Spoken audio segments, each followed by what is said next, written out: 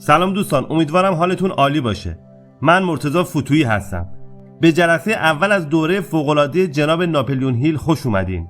امروز میخوام درباره چیزی صحبت کنیم که ناپلیون هیل بهش میگه کلید طلایی. کلیدی که میتونه در هر فرصتی که فکرش رو بکنید به روتون باز کنه. ناپلیون هیل همین اول کاری یه قول مردونه به ما میده. میگه اگه بدونید چی میخواید و بنویسیدش، اون کلید رو بهتون میده. جالبه بدونید که این موفقیت اصلاً به میزان سواد و تحصیلات ربطی نداره. من تمامی این جلسات رو با صدای خودم دوبله کردم که به راحتی بتونیم درکش کنیم. میریم ببینیم که این کلید چیه و چطوری کار میکنه. شاکلید رو برای شما میارم. شاکلیدی که میتونید با اون در هر فرصتی رو که توی ذهنتون میتونید تصور کنید باز کنید. همینجا در ابتدای دیدارمون به شما قولی میدم. اگر قطعاً تصمیم بگیرید که در تمام طول زندگیتون اون چیزی که بیشتر میخواید رو روی کاغذ بنویسید تا بتونیم اون رو بخونیم، شاکلید رو به شما میدم که میتونید با اون در رو برای رسیدن به خواسته هاتون هر چی که میخواد باشه باز کنید. زمان دقیقی که این شاکلید رو به شما تحویل میدم کاملاً به این بستگی داره که چه زمانی آماده دریافت اون باشید. این اولین پیام از 13 پیامی هست که به شما میخوام بدم. در هر پیام شاکلید رو طوری توصیف میکنم که اگر آماده درک اون باشید حتما اون رو درک خواهید کرد.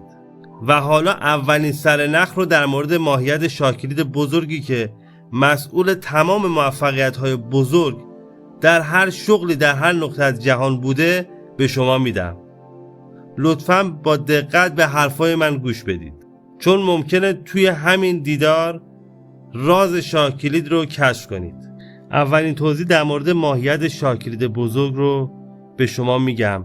روانشناسا یه قانون طبیعی رو کشف کردن که پایه و اساس همه موفقیت‌های شخصی هست و میتونم اون رو توی یه جمله کوتاه برای شما توضیح بدم تا بتونید اون رو کامل درک کنید. هر چیزی که ذهن بتونه تصور کنه و باور کنه، انسان میتونه به دست بیاره. آیا به نظر این جمله عمیقی نیست؟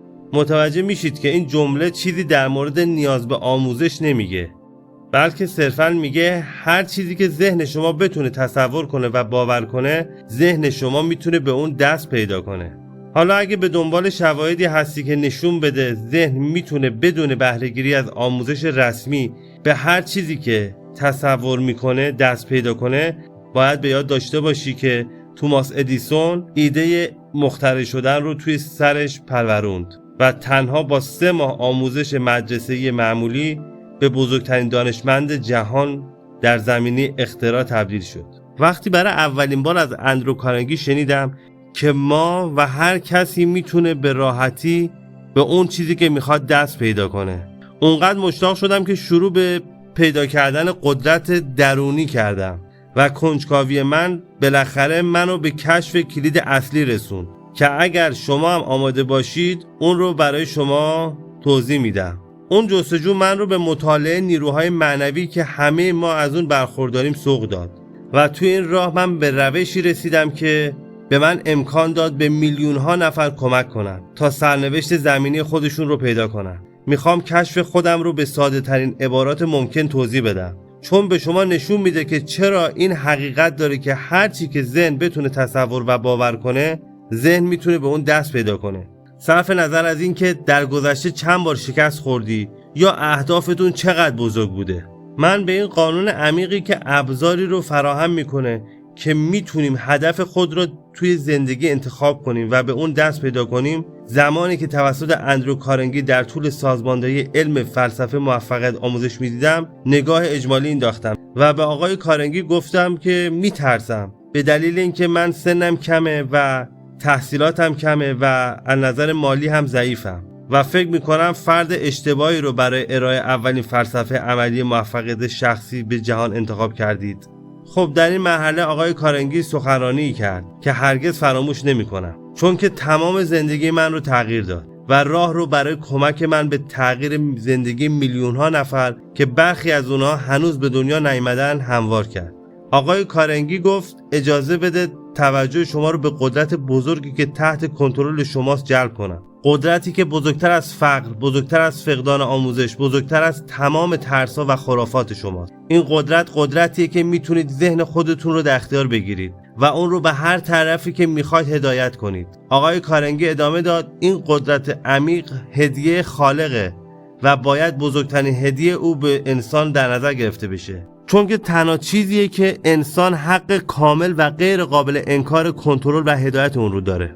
وقتی از فقر و فقدان آموزش خودتون صحبت میکنید، آقای کارنگی توضیح داد شما به سادگی قدرت ذهن خودتون رو برای جذب این شرایط نامطلوب هدایت میکنید، چون که ذهن شما از هر چیزی که تغذیه کنه اون رو به سمت شما جذب میکنه. مهمه که تشخیص بدید همه موفقیت‌ها با هدف مشخص و تصویری روشن توی ذهنتون از اون چی که دقیقاً از زندگی میخواید آغاز میشه. سپس آقای کارنگی سخنرانی خودش رو با توصیف یک حقیقت جهانی بزرگ ادامه داد که چنان تأثیر بر ذهن من گذاشت که از همون لحظه شروع کردم به خودم دیدگاه جدیدی نسبت به زندگی بدم و هدفی رو برای خودم تعیین کنم که بسیار فراتر از دستاوردهای قبلیم بوده، به طوری که دوستان و اقوامم وقتی اون رو شنیدن شوکه شدن. همه میگفتن آقای کارنگی با این امتیاز که قدرت ذهن خود رو کنترل کنه و اون رو به هر هدفی که انتخاب کنه هدایت کنه به این دنیا اومده. او در ادامه گفت هر کسی موقع تولد معادل 2 پاکت مهرموم شده رو با خودش میاره که یکی از اونها ثروت‌هایی رو که در صورت در اختیار گرفتن ذهن خود و هدایت اون به سمت اهداف دلخواه خود میتونید از اون بهره ببرید هست و دیگری جریمه‌هایی که در صورت غفلت از در اختیار گرفتن ذهن و هدایت اون باید بپردازید برچسب گذاری شده.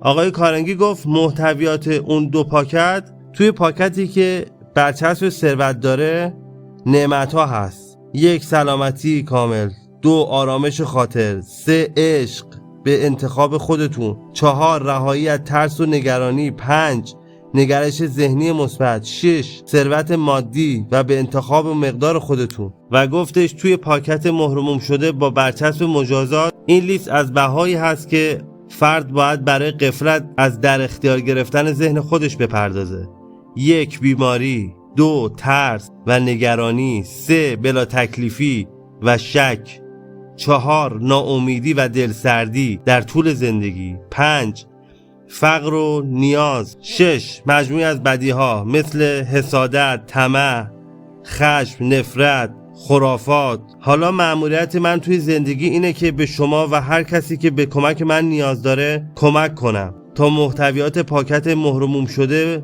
با برچسب ثروت رو باز کنه و از اون استفاده کنه. و نقطه شروعی که اگر میخواید از اینجا به بعد توی زندگیتون و عمرتون براتون نوشته بشه باید از این شروع کنید.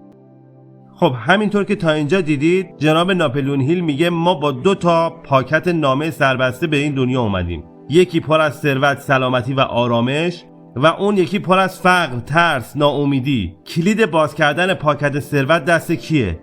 دست خود ماست با کنترلی که روی ذهنمون داریم. حالا جناب ناپلئون هیل میخواد یه تمرین عملی بهمون بده که همین امروز شروع کنیم. یه دفترچه یادداشت لازم داریم، بریم ببینیم دقیقاً باید چی توش بنویسیم. من تو این دستور عمل ساده برای شما توضیح میدم. یه دفترچه یادداشت جیبی مرتب تهیه بکنید و این خیلی مهمه، یه دفترچه یادداشت مخصوص این کار.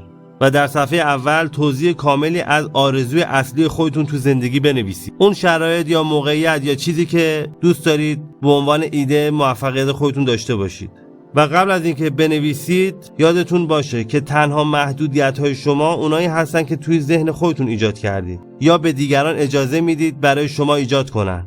و در صفحه دوم دفترچه یادداشت خودتون جمله واضح بنویسید که دقیقاً چه چیزی رو قصد دارید در ازای اون چی که زندگی میکنید بدید و بعد درست از جایی که الان وایسادید شروع به بخشیدن کنید. و سوم هر 2 جمله خودتون رو اون چی که میخواید و اون چی که قصد دارید در ازای اون بدید به خاطرتون بسپرید و اونها رو حداقل 12 بار در روز تکرار کنید و همیشه جملات خودتون رو با این ابراز قدردانی برای نعمت‌هایی که از بدو تولد به شما عطا شده به پایان برسونید.